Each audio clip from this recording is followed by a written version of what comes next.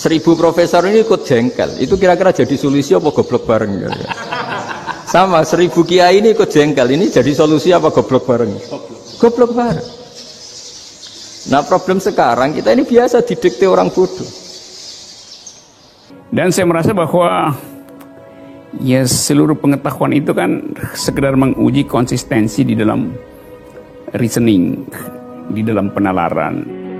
Filsafat sebetulnya mirip dengan matematik karena ingin menguji konsistensi. Matematik hanya menguji konsistensi. Jadi bagian yang sama antara matematika dan filsafat adalah di dalam memelihara keruntuhan penalaran. Salah bernalar dalam matematika dan salah bernalar dalam filsafat itu fatal. Artinya seluruh fasilitas untuk menghasilkan konklusi dibatalkan oleh gagal nalar. Di dalam filsafat namanya fallacies, gagal nalar. Nah itu yang saya pakai selalu untuk membahas sesuatu. Jadi kalau saya bilang rejim itu dungu, ya dungu karena gagal nalar, karena inkonsistensi di dalam penalaran, dalam kebijakan. Bukan orang yang dungu, tapi cara berpikirnya dungu. Nah yang hilang dari peradaban modern adalah Allah itu tidak begitu hadir di hati kita. Saya sering cerita di mana-mana, teks hadis itu sebenarnya berbunyi gini, ini hadis sahih. Mangka na yu'minu billahi wal yaumil akhir fal yukrim jarohu. Ada yang fal yukrim jarohu dhaifahu, ada yang fal yakul khairan aw yasmut. Siapa yang iman dengan Allah dan Rasul maka harus memuliakan tetangganya, memuliakan tamunya. Dulu itu ada seorang ulama dipanggil anak muda, dibully terus sekarang. Wahai kiai, datang ke rumah saya. Datang kiai itu. Setelah sampai ke rumah orang itu, silakan kiai kembali ke rumahnya. Saya tidak butuh kiai. Kiai itu dengan riang kembali. Setelah di rumah dipanggil lagi. Pak Yai, silakan datang ke rumah saya. Datang lagi. Ya senyum-senyum kiainya santai. Wah, nggak jadi butuh Pak Yai. Silakan kembali lagi. Sampai 3 kali. Oh itu kalau rektor digitukan marah itu. Dosen marah. Kiainya santai. Santai, senyum-senyum, rileks. Ketika ditanya, kenapa Pak Yai tidak tersinggung? Jawabannya unik. Anak muda, saya ini senang sekali nuruti perintah Allah, disuruh menghormati tetangga. Sehingga ketika Anda manggil, ya saya datang. Ketika Anda nyuruh pulang, ya saya pulang. Saya senang sekali nyenangkan tonggo. Dan itu perintah Allah, jadi tidak ada hubungannya dengan kamu. Wah, pemudanya nangis minta dimaafin. Kalau kita kan enggak, kita ini dosen, kiai, mungkin kita doktor, mungkin kita profesor. Tapi kita ini sering didikte oleh orang bodoh. Kalau orang bodoh itu jengkel, lo kita ya jengkel. Lo kamu jengkel, dijengkelkan orang bodoh itu namanya terdikte. Itu bodoh apa pinter? Oh itu tidak pinter sama sekali. Kalau betul-betul kamu pinter, hanya bisa didikte oleh Allah Subhanahu wa Ta'ala. Jadi antara hukum Allah apa? Wa ahsin man asa'a ilaika, berbuatlah baik sama orang yang berbuat buruk sama Anda. Itu dikteannya Allah. Kalau dikteannya orang-orang bodoh kayak dimangkel ben mangkel, terus kamu mangkel. Itu bodoh apa pinter?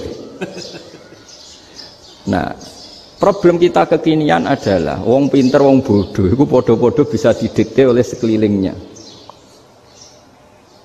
Terus karuan wataknya perempuan seperti itu, wataknya anak-anak seperti itu, kita didikte. Anak-anak jengkelin kita mangkel, berarti kita didikte oleh orang bodoh. Makanya agama itu unik, kadang ngendikan wa ahsin man asa'a ilaika, kadang wasil man qata'aka, sambunglah orang yang memutus kamu. Karena dengan demikian kita hanya didikte oleh Allah Subhanahu wa Ta'ala, bukan didikte oleh hukum sosial. Cara Jawane nak ngapiki tangga sing apik akeh tunggale. Berbuat baik sama yang berbuat baik pada kita itu, mbok orang fasik ya seperti itu, maling ya seperti itu, sama.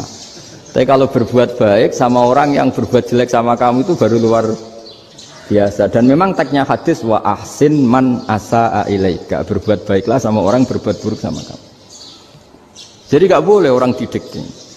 Makanya ngaji di sini diantaranya saya akan cerita dalam sebuah hadis sahih, dalam hadis hasan yang diriwayatkan Imam Tirmizi, ada kalimat dari Rasulullah SAW. Dawe Nabi, la takunu imma'atan taquluna in ahsanan nasu ahsanna wa in zalamu zalamna walakin watti'u anfusakum in ahsanan nasu an tuhsinu wa in asa'u alla tazlimu. Kamu jangan jadi orang yang mudah diombang-ambingkan oleh orang sekeliling kamu, yaitu kamu mengatakan jika orang baik ke saya akan baik, jika orang buruk ke saya juga akan membalas buruk. Itu namanya Anda didikte. Tapi berkomitmenlah kamu akan berbuat baik meskipun orang lain berbuat buruk. Nah sekarang logika sosialnya begini. Kalau di Indonesia itu ada 1000 kiai, ada 1000 profesor yang ingin membenahi Indonesia.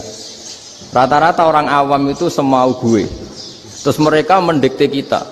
Perilakunya nggak simpatik, perilakunya jengkelin. Terus 1000 profesor ini ikut jengkel. Itu kira-kira jadi solusi apa goblok bareng? Sama 1000 kiai ini ikut jengkel. Ini jadi solusi apa goblok bareng? Goblok bareng. Nah problem sekarang kita ini biasa didikte orang bodoh. Nah makanya ciri khas orang muslim itu kata Nabi mangkana yu'minu billahi wal yaumil akhir. Jadi baik tetangga karena perintahnya Allah dan Rasul. Pentingnya apa? Bedanya karena berbuat baik ini perintahnya Allah, mbok tonggo apik lah kita tetap apik karena perintahnya Allah dan Rasul. Begitu juga dengan hubungan dengan istri, dengan anak. Mbok bojomu lagi cerewet lah ya tetap apik. Karena dengan cara itu kita hanya tunduk kepada Allah dan Rasul. Tapi kalau kamu istri saya kalau baik ya saya baik, kalau enggak ya enggak. Berarti Anda didikte oleh perilakunya dia. Itu latihan, ya kalau dalam bahasa pondok latihan jadi wali itu yang paling berat. Nabi itu kalau sama orang munafik itu sabarnya Masya Allah. Padahal Nabi berso kalau orang itu orang munafik. Karena dengan cara seperti itu bahwa kebaikan Nabi pada seseorang itu atas perintahnya Allah dan Rasul, bukan atas nama servis. Kalau Nabi hanya baik kepada Abu Bakar, itu mungkin orang bilang wis adune wong Abu Bakar baik sama Nabi. Tapi kalau Nabi baik sama orang munafik, Abdullah bin Ubay bin Salul, itu kalau nggak perintahnya Allah dan Rasul itu nggak bisa. Nah ini cobalah berlatih seperti itu sehingga kita tidak mudah didikte. Ya saya ulang lagi nggak mudah apa? Didikte. Maka di antara kebaikan Allah dan Rasul adalah bahkan orang dolim saja diberi jatah rahmat. Makanya tadi seperti mukadimah yang dibaca Pak Haris tadi, agama ini rahmatan lil alamin. Orang yang dolim saja dapat jatah apa? Rahmat, apalagi yang soleh. Nah kemudian yang perlu dicatat, kenapa kita menjadi enjoy dengan Islam? Islam itu adalah agama yang tidak didikte oleh materi. Jadi kalau Anda ingin makan enak, mungkin kalau pikiran kebanyakan orang, anak-anak muda yang milenial, yang gaul, ingin makan enak ya makan yang disukai. Misalnya sate atau bakso Malang atau apa. Kalau orang-orang yang jadi wali gak gitu cara berpikir. Ini yang masih orisinil. Ditanya, ini dunia baru kesulitan makanan, baru resesi. Cara makan enak gimana? Jawabannya lucu. Ya gampang, idamuhu alju. Idam itu lauk. Kalau kamu ingin makan lauknya paling enak apa? Alju. Kamu harus lapar banget. Sampai kalau puasa itu melihat tempe itu wah luar biasa. Tapi kalau kamu nggak puasa, air putih itu nggak menantang. Tapi kalau puasa, tempe air putih itu menarik dan Anda tetap lahap. Apa? Karena lauk terbaik adalah alju, yaitu lapar. Lah tapi kita ini enggak, kita ini kayak orang bodoh. Kayak orang bodoh tadi, profesornya makan nyaman ya kalau sesuai selera. Nah itu kan sama dengan anak-anak ABG. Anak ABG itu makan lahap ya kalau yang disukai. Lalu bedanya apa ABG sama profesor? Kalau cara berpikir masih sama kan itu.